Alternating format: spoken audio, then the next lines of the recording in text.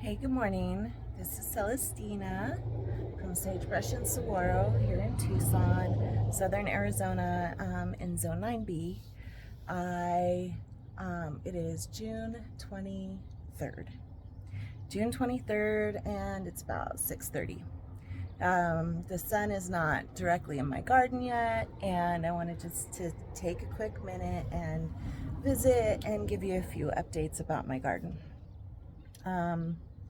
So I know I mentioned the name of my garden is Sagebrush and Saguaro. The reason why I chose that, and I'm not 100% committed to that, and I'm not sure that I'm going to stay with it because it's a mouthful. When you say Celestina from Sagebrush and Saguaro, that's a lot of S's. So anyway, we'll see how that works out. But I was doing some research on both plants, and I'm from Idaho. I have always gardened in the desert, and in Idaho, it's the high desert where I'm from. It's the high desert, and what you find out there is sagebrush and tumbleweeds. You don't find saguaro, you don't find paddle cactus, you don't find other forms of any kind of cactus, but you do have sagebrush. And sagebrush is the first thing you smell in the morning, what you smell after the rain. It's the scent of fresh mornings with dew still on it. It's wonderful. Saguaro are so iconic to the Sonoran Desert, and that's where I'm living now. I've been here 7 years in Tucson, long enough to, be from Tucson, long enough to be a transplant. So anyway, wanted to do a quick just explanation of why I wanted to call it that. So I've been feeling resistant to doing a video this week just because we are cleaning out a storage space and everything is in my yard, and the only yard I have is my garden. So it's a little bit chaotic. We also had wind come through that took down one of our shade cloths. So yeah, so everything's kind of in chaos a little bit in our yard this week. Also, I have used the supports that we use for the shade cloth, or the ties, the ropes. I've used it as supports to our tomatoes just because it's easy. It's not really the best plan because when that our shade cloth came down, so did our supports to our saguaro. So that wasn't great, but it's okay. We're dealing with it. So let's just go. Let's just go do a quick lap. It's like I said, we have a lot going on in our garden, so it's not clean, it's not beautiful, it's not Instagram worthy, but we're doing it. We're doing it. Oh, let me show you what's going on here. Happy, happy, happy. So I have some amaranth that I've planted.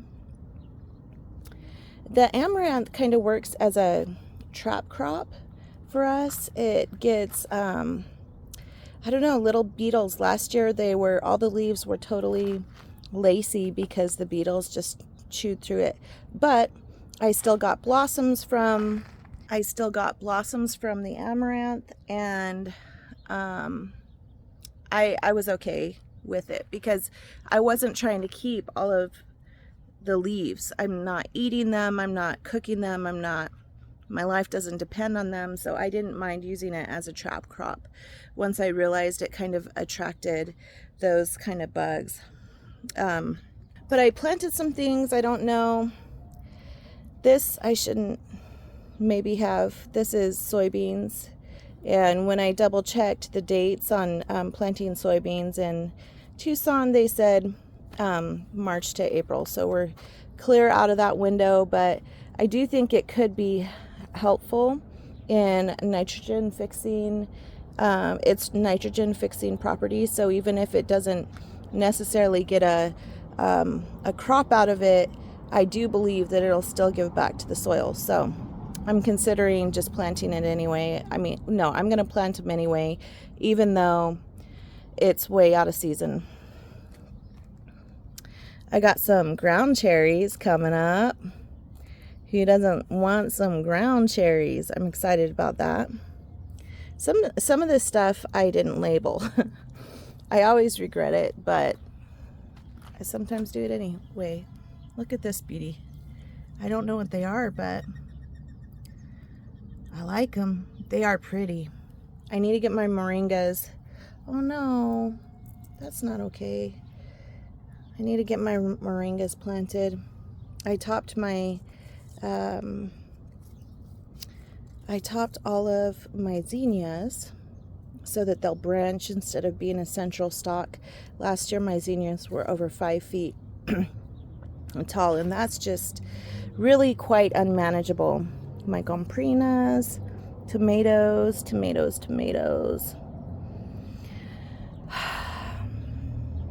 Speaking of tomatoes, I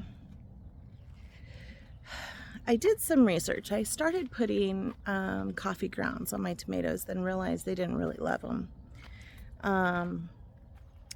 But for increase in fruit production, they need added potassium. So what I have been doing is taking banana peels, because bananas are something that's always consumed in my home, 2 or 3 a day. So we have lots of pills, and we save them, stick them in a gallon jar, or a gallon can is what my family would call it. Fill it with water, let it sit. I let it sit almost 6 days, sometimes a week, a full week, a little over. Blend it up and stick it on my plants, and I have seen an increase in setting fruit. So I feel like that's a win. Oh, let me set this down. Sorry guys. Okay, look at that. Now I do companion planting. I don't know if you've noticed that every single one of my beds have multiple things in it. These are peppers, and these are bachelor buttons. They're great for pollinators and whatnot. These clearly are tomatoes. But all of it in your garden interact with each other. They bring different bugs in, good bugs, pollinators, hopefully is what you're getting.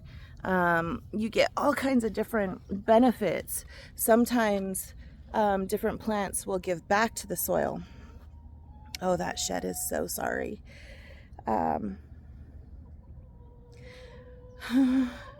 But sometimes things give back to the soil, and you could plant it with stuff that are heavy feeders. So tomatoes are heavy feeders, and I don't know that peppers are as heavy as tomatoes are, but I could do more research on that. But look at this guy. Oh, finally ripening up. Oh, I love you guys. My pink fang tomatoes down here. These are Barry's Crazy Cherry, and they're just sweet as can be. Listening to a gardener in Phoenix area, Angela, with Growing in the Garden, and she's a master gardener. I'm just an experiment gardener. I'm just doing my best and trying to figure it out. Some research. I started putting coffee grounds on my tomatoes, then realized they didn't really love them. But for increase in fruit production, they need added potassium. So what I have been doing is taking banana peels, because bananas are something that's always consumed in my home, 2 or 3 a day. So we have lots of pills, and we save them, stick them in a gallon jar, or a gallon can is what my family would call it. Fill it with water, let it sit. I let it sit almost 6 days, sometimes a week, a full week, a little over. Blend it up and stick it on my plants. And I have seen an increase in setting fruit. So I feel like that's a win. Oh, let me set this down. Sorry, guys. Okay, look at that. Now, I do companion planting. I don't know if you've noticed that every single one of my beds have multiple things in it. These are peppers, and these are bachelor buttons. They're great for pollinators and whatnot. These clearly are tomatoes. But all of it in your garden interact with each other. They bring different bugs in, good bugs, pollinators, hopefully, is what you're getting. You get all kinds of different benefits. Sometimes different plants will give back to the soil. Oh, that shed is so sorry.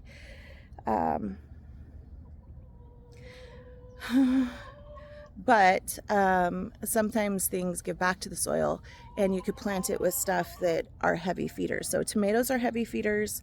And I don't know that peppers are as heavy as tomatoes are, but I could do more research on that. But look at this guy. Oh, finally ripening up. Oh, I love you guys. My pink fang tomatoes down here. These are Barry's Crazy Cherry, and they're just sweet as can be. Listening to a gardener in Phoenix area, Angela, with Growing in the Garden. Angela had said that you want to take breaks in between watering your plants. Well, I'm all in raised beds, and also she does grid, square foot grid watering. So I believe that when she waters, they get a lot more to the root than mine. But when I haven't watered every single day, things just look terrible. Halfway through the day, things are wilted. It's been over 100 degrees for the last couple days, which is, the first time this year, so I'm not complaining, but it's significant heat. And we have lots of wind lately. I feel like this whole spring we've had lots and lots of wind. So with the wind, it dries things out quickly, and the heat just is relentless, and that's why we have our shade cloths. But I do think they only do so much. This is a 70% shade cloth, so more than I should have over my tomatoes, but I just really want tomatoes to put on put fruit on their stems and get a harvest out of it, even if it's hot. Because last year, with the multiple tomato plants we planted, we didn't get any.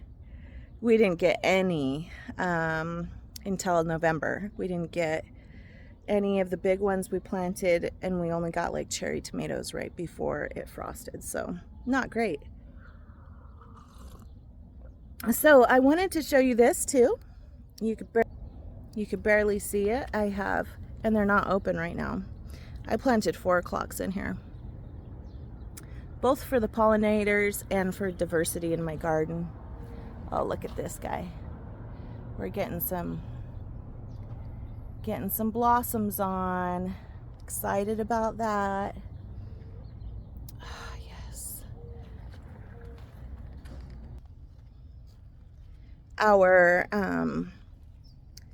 We're having some success. Not tons of success, not in every single thing, but we are having success. So let me show you. It's our first melon. I love you, melon. Cucumbers. Not tons of success, but enough to make it encouraging. My tomatoes are splitting. These are heirloom tomatoes. Let me get you up closer. They're heirloom tomatoes, and they are not, I really want heirloom tomatoes, but also like I realize that they're less resistant to certain flaws. Certain flaws, heat, just different stuff. So good morning, America. America. My wife catches me in not even in a great mood. Just starts recording, not even saying good morning. Hi, we're in the garden. You just got off from work. I'm glad to see everybody, though. Yeah. Thank you for joining me, Dad. Glad I could be a part of this. Yeah. Okay. I'm gonna show them the eggplant. Okay, I wanted to show you guys this real quick. I have to climb back. Oh. Can you see that? Beautiful thing growing here.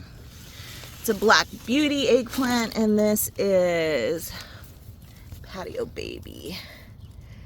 Oh, they're like loaded. I'm very excited about that.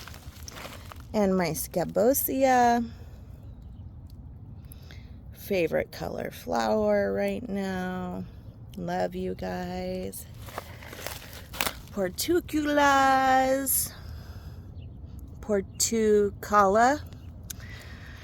purslane. It's purslane. Oh, look at this guy. Let's see. My little waspy. These guys, every time I water, they come out. They get right in the stream. They love it. I'm great. They help manage pests. Okay, look at this. This is my first rose off this rose. It was on clearance at Walmart. Look at how pretty it is. It's like candy striped. Doesn't really have a great scent, but it's okay. I still love it. Also, let me show you these guys. Oh, I love them. Getting a lot of fresh growth on them. These are the prettiest flowers. And I think they're Portulaca. Yeah, you'll find those. But Portulaca is name of everything in that family. So this is, I get the purslane, the Portulaca, for multiple reasons. One is the flowers. The flowers are great. They are vibrant and beautiful. I'll try and put a picture in and show you what it's like in the middle of the day. Also, they're edible. And from what I understand, they're highly nutritious. They also handle the heat very well. If I had them in direct sun and just kept them watered, they'd be good. Also, even in the terracotta pots that evaporate really quickly and dry out really quickly, they just aren't bothered by it. So I have the two in the cinder block back there, and the lady, I got it off from Facebook Marketplace, and she said that they were red blossoms. So I don't know if that's just straight red or if that's a mix of red with a yellow center. That's what I have here. And is like a bright pink with a neon yellow center. They are fabulous. They're really great. So when it gets hot, they'll open. And then this one is like yellow with white stripes down the petals. Let me show you. I don't know if you could see that. The picture doesn't do it justice. But they're prolific in blossoms, and I love them so much. I did get some brand new heat-loving petunias, so we'll see how that works out. I don't know petunias to love the kind of heat that we have here. And look at this guy. All those blossoms. I had pulled out the garden bed, and I hate my background and all my storage. Anyway, I had pulled them out of my garden to give my peppers more room, and I cut off all of the blossoms. And Jason told me, he's like, oh, that's so emotional. I can't believe you pulled off all the blossoms. Well, I did so that the roots could really recover from the transplant, and they're doing great. Let me show you this. So this is our volunteer this year. We didn't know what it was. Looks like we have, oh, it looks like we have a bell pepper. Wouldn't be my first choice, but that's okay. Look at these guys. Oh, this one's nice and long. Look at that. Oh no, I think I pulled it off. I did pull it off. These are a little hotter, but I don't think they're super hot. And these guys, these are yellow wax peppers, and they are hot, hot, hot. They'll burn your lips. This one is another volunteer. I wouldn't be surprised if it's another bell pepper. Look at these ladies. I love you, ladies. Look at this. So I thought this was a bug tearing up all my leaves. But then when I was sitting, oh, look at that little bug, that's weird. When I was sitting at my desk, well, is where I work from during the day. And I was sitting there and I was looking out the window, and these cute little birds would come and sit on the leaf stem and just take strips of the leaf out. So they're my bird friends. They're destroying the leaves on my sunflowers. That's okay. Look at that. Look at the damage they're doing. I don't know what they're doing with it, if they're eating it or I don't know. But another day I had kind of done a midday water just to refresh some things. And then when I sat back down at the table and looked out the window, there was birds bathing in the water on the leaves. It was so great. So cute. Okay, let's see. Oh, look at that. This one doesn't have any yet.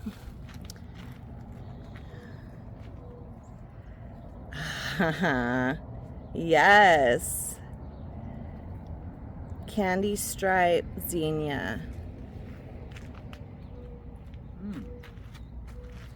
Is this a Serrano? It's from that plant. It just popped this off is- in my hand. And more. Oh, we have lots of peppers. So Jason should be happy. Yay! Oh, new recipes, new hot sauces. Had all these great uses, but then we couldn't grow anything. Yeah, but now we have things growing, and we're very excited about it. We are very, very excited about it. The chili anchos that I bought from the store, I believe that they are mislabeled because they look like little tiny peppers. They're not like chili anchos or big poblanos that I was hoping for. I do love poblanos. I love chili rellenos and all the stuff, but not this year. Also, another update on our squash. I pulled them all up except for the ones over here in the heat that are just really struggling. All the other ones got infected with vine borers. They killed everything. And even my zucchini, I think I have one zucchini plant left, but I think it's already, hey, you're leaving him? Okay. Yeah. I'll be back on for 8:15. Okay. What was I saying? Oh, I do have one zucchini left. Just one. All the rest have been pulled out.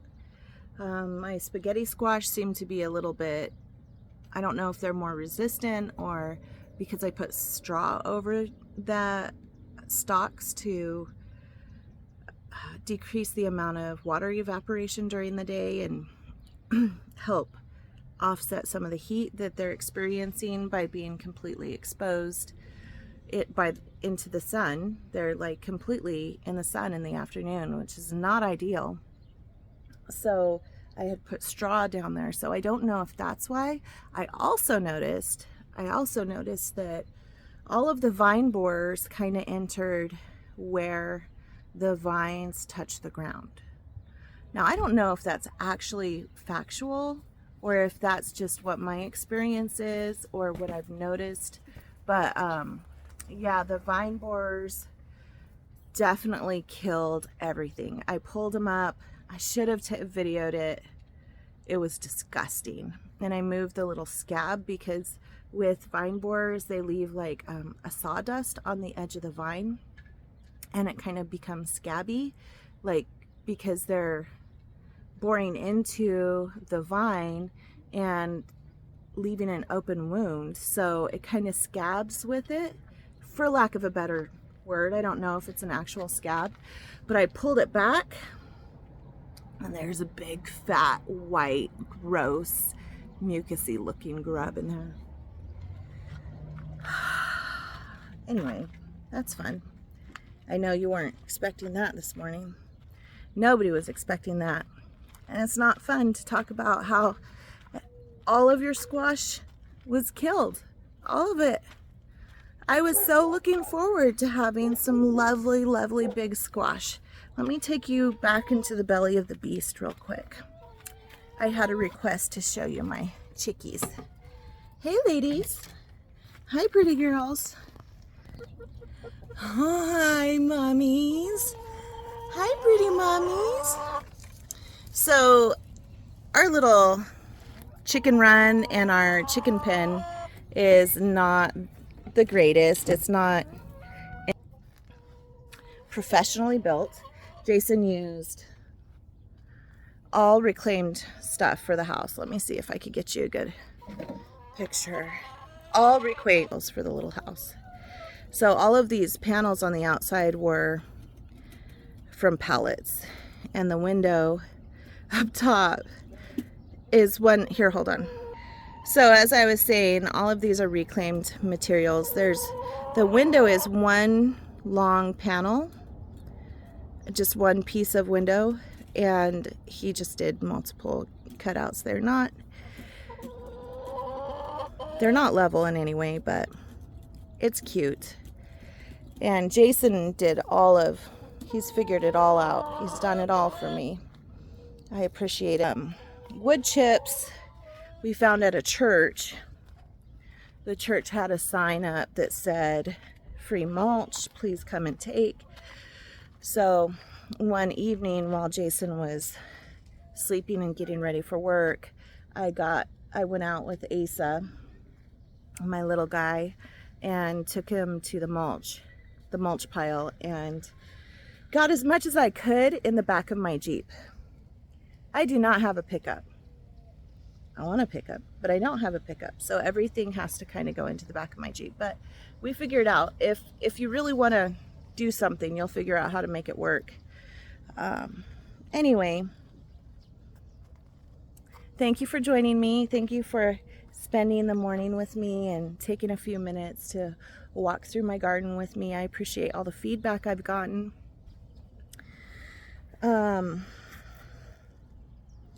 I'm open to input. Please don't look at my chaotic backyard. But I love you all. And I'm grateful. I'm grateful for the time that I get with you. And thank you for watching. My little family has put in so much love into our yard, even though it doesn't look like it right now. We are in the desert and we have things that are living, putting on fruit, and actually doing well. So we're not doing everything wrong, and I actually feel really grateful. So thank you for joining us, and I'll talk to you soon. Bye.